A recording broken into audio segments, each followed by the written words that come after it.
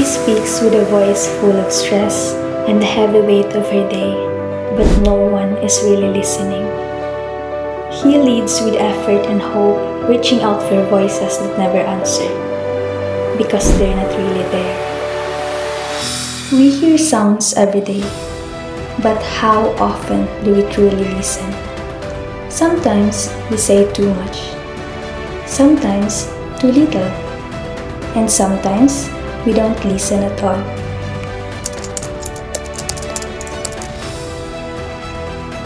You know when you're trying to talk to a friend, sharing what's on your mind or how your day went,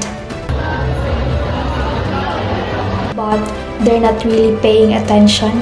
It feels like you're talking to yourself, and that's how poor listening looks like.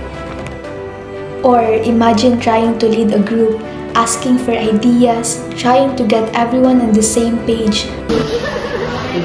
But some are laughing, some are chatting, and others just don't seem to care. That's another form of poor listening. We've all been there, talking without purpose, listening without attention, misunderstood, disconnected.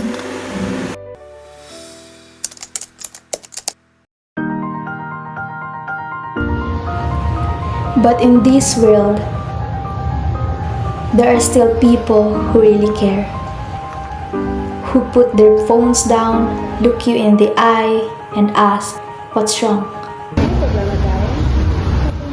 They don't just hear you, they truly listen.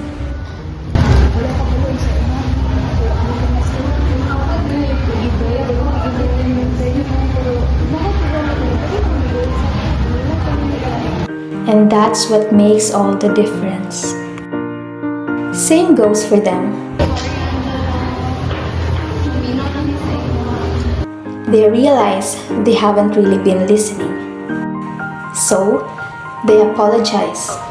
And this time, they choose to be present, to listen, to understand, and to do better together. Because listening isn't just hearing, it is showing up fully for someone who needs it.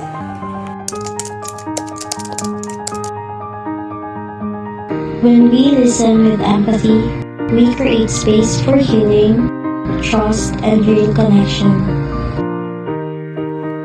In a noisy world, be the silence that makes others feel heard.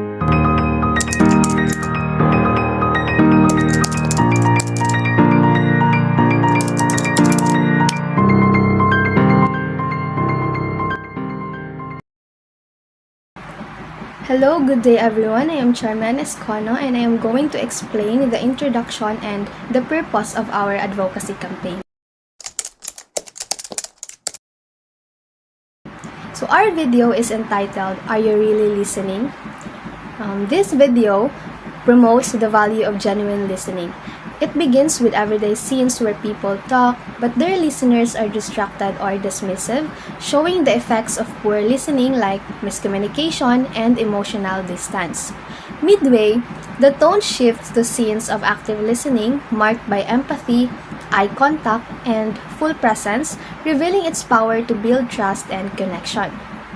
The video ends with a call to action. It says, "In a noisy world, choose to listen with heart, because a small act of attention can change someone's day." And the overall message of our video is that we should hear with our ears and listen with our hearts. This advocacy campaign aims to remind everyone of the importance of truly listening. Through real-life situations, this material shows how misunderstandings happen when we fail to give our full attention. It also encourages viewers, especially the youth, to avoid distractions when someone is speaking and instead listen with empathy and presence. Here are the brief and specific takeaways or explanations regarding the discourse, signage, symbols, graphics, and geosemiotics of our multimedia presentation.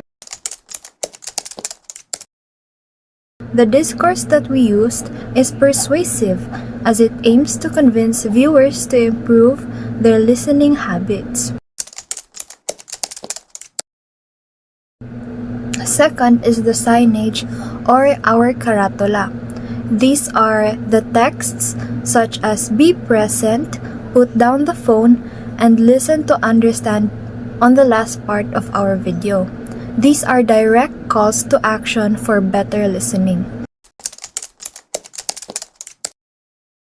For the symbols and graphics, visuals of distracted versus attentive listeners symbolize poor and effective communication, as you can see in our presentation. The contrasting scenes are graphics that visually demonstrate the impact of listening.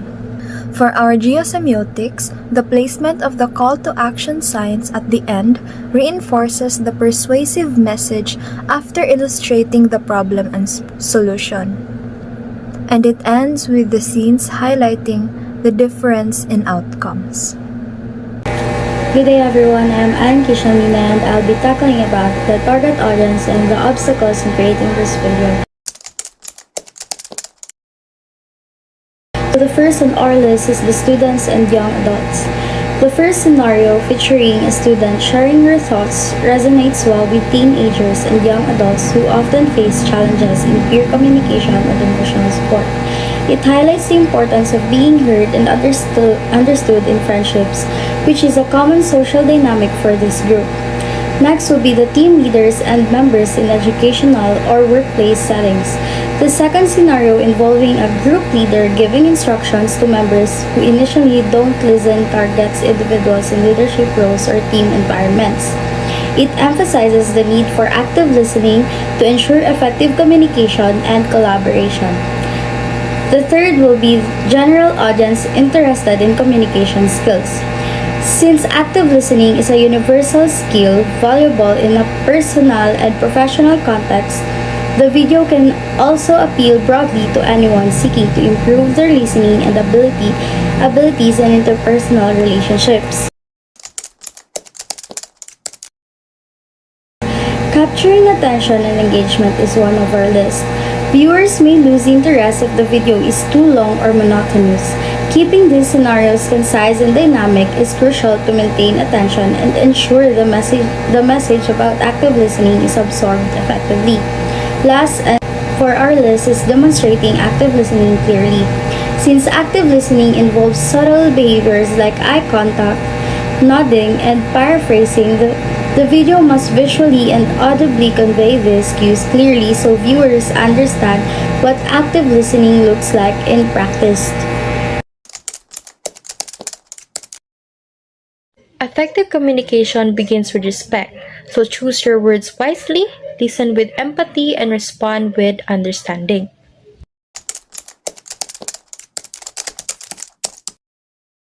Effective communication is more than exchanging words. It's about building trust, understanding, and connection. I've realized that truly listening is just as important as speaking. When we take the time to understand others and express ourselves clearly and respectfully, we avoid misunderstanding and strengthen relationships. So communication becomes powerful when it comes from a place of empathy and openness.